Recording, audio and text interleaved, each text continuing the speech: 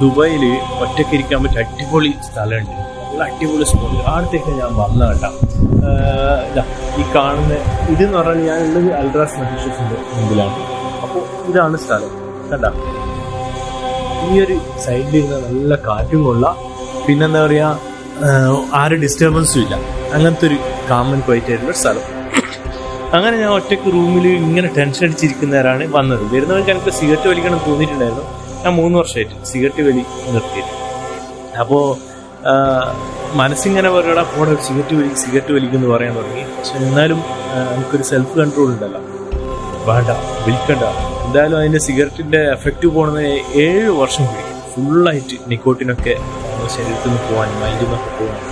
അപ്പോൾ ഇനി 4 വർഷം കൂടി ഇങ്ങനെ ചിലപ്പോൾ മൈൻഡ് ഇങ്ങനെ അവരുടെ ടെൻഷൻ വലിക്കുക. അങ്ങനെ ഞാൻ എന്താക്കി, ഞാൻ വലിച്ചില്ല. ഞാൻ ഇങ്ങോട്ട് വന്നു, കാറ്റ് കൊണ്ടു. പിന്നെ ഇങ്ങനെ കാറ്റ് കൊണ്ടിട്ട് കുറച്ച് കാര്യങ്ങൾ ഇങ്ങനെ റിവൈസ് ചെയ്തു, സംസാരിച്ചു. അങ്ങനെ എൻ്റെ മനസ്സിലൊരു കഥ വന്നു, ഓർമ്മ. അപ്പോൾ ആ കഥയാണ് നിങ്ങളോട് ഇന്ന് ഷെയർ ചെയ്യാൻ പോകുന്നത്. എന്താണെന്ന് വെച്ചാൽ, ഒരു കോളേജിൽ കുറച്ച് കുട്ടികളുണ്ടായിരുന്നു, സ്റ്റുഡൻസുകൾ. അങ്ങനെ കോളേജ് സ്റ്റുഡൻസുകൾക്ക് ഒരിക്കൽ എന്താക്കി ഒരു ട്രിപ്പ് പ്ലാൻ ഇട്ടു. അങ്ങനെ ബസ് റെഡിയാക്കി ഇവരെല്ലാം ബസ്സിലൂടെ പോയി.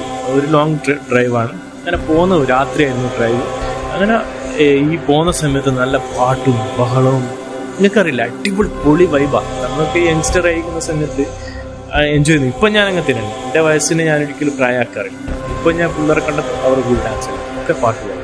അപ്പോൾ ആ ഒരു ഇങ്ങനെ വൈബിൽ ഇങ്ങനെ പോകുന്നേരം ഓൺ ദ വേയിൽ പ്രായമായ ഒരാൾ കൈ നീട്ടി ബസ് നിർത്താൻ പറഞ്ഞു. എന്നിട്ട് ഡ്രൈവറോട് റിക്വസ്റ്റ് ചെയ്തു, നിങ്ങൾ പോകുന്ന വഴിക്ക് എന്നെ ഇറക്കുമോ, ഞാൻ അതേ വഴിയിൽ തന്നെയാണ് പോകേണ്ടത്.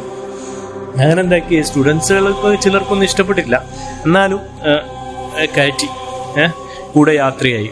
അങ്ങനെ ഇദ്ദേഹം ഇരുന്നു. പിന്നെ ഇരിക്കുന്നേരം തന്നെ അതിൻ്റെ ഉള്ളിലുണ്ടല്ലോ ഈ പാട്ടും ഡാൻസും കണ്ടിന്യൂ ചെയ്തുകൊണ്ടിരുന്നു. നല്ല ഒച്ചത്തിൽ നല്ല സൗണ്ടിലാണ് പാട്ട് വെച്ചത്, ഡാൻസ് കളിക്കുന്നത് ഒക്കെ. അപ്പോൾ ഇത് പ്രായ ആളല്ലേ, അദ്ദേഹം പറഞ്ഞു, പിള്ളേരെ എനിക്ക് ടെൻഷൻ ഇതാന്ന്, ഡിസ്റ്റർബൻസ് ആണ്, ഒന്ന് വന്നിട്ട് നിങ്ങൾ എൻജോയ് ചെയ്തു എന്നാണ്. അപ്പോൾ അതിൽ ഒരു യുവാവിനോടാണ് പറഞ്ഞത്. അവന് തീരെ ഇഷ്ടപ്പെട്ടില്ല.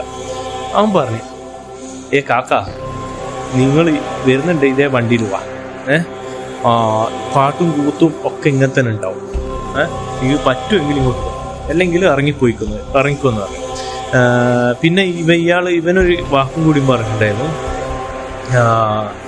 നിങ്ങൾ ഇന്നോ നാലായിട്ട് മരിക്കേണ്ട മനുഷ്യനല്ലേ, നിങ്ങൾ എന്തിനാ ഇതാക്കുന്നു ഓക്കെ. അത് അയാൾക്ക് തീരെ ഇഷ്ടപ്പെട്ടില്ല. മനസ്സിൽ വിഷമം അയാളൊരു തിരിച്ചൊരു വാക്ക് പറഞ്ഞു, ഈ മരണത്തിന് പ്രായമില്ല, ഒരുപക്ഷെ നീയാണ് എന്നെക്കാൾ മുമ്പ് മരണപ്പെട്ടിട്ടുണ്ടെങ്കിലും എന്നൊരു വാക്ക് പറഞ്ഞു. അയാളിരുന്നു. ഈ പാട്ടും കൂത്തും എല്ലാം മെല്ലെ മെല്ലെ സ്ലോ ആയി, എല്ലാവരും ഒന്ന് ടയർഡായിട്ട് മയങ്ങി. ഈ മയക്കത്തിനിടെ എന്തായെന്ന് അറിയാം, വണ്ടി ഒരു ആക്സിഡൻ്റ് ആയി മറിഞ്ഞതിന് ശേഷം എന്തായെന്ന് പറയാം, കുറേ ആൾക്ക് പരിക്ക് പറ്റി. ഈ പ്രായ ആളെ പറഞ്ഞിട്ടില്ല, ആ യുവാവ് മരണപ്പെടുകയും ചെയ്തു. ആകെ ഒരു സീനായി, എല്ലാവർക്കും ഒരു ബേജാറ് പിടിച്ചു. അങ്ങനെ ആക്സിഡൻ്റായി പരിക്കലായി നോക്കുന്ന സമയത്ത് ഈ ബസ്സിൽ എവിടെ അതിൻ്റെ പരിസരത്ത് ഈ പ്രായ ആൾ കാണുന്നില്ല. പ്രായ ആൾ പോയി ഒന്നും അറിയില്ല. അങ്ങനെ എന്താക്കി, ഈ ഡ്രൈവറോട് ചോദിച്ചു, ഡ്രൈവറെ അന്ന് നിങ്ങൾ ഒരാളെ കയറ്റിട്ടില്ലേനാ, പ്രായ ആളെ അയാളെടുത്തു എന്ന് ചോദിച്ചു.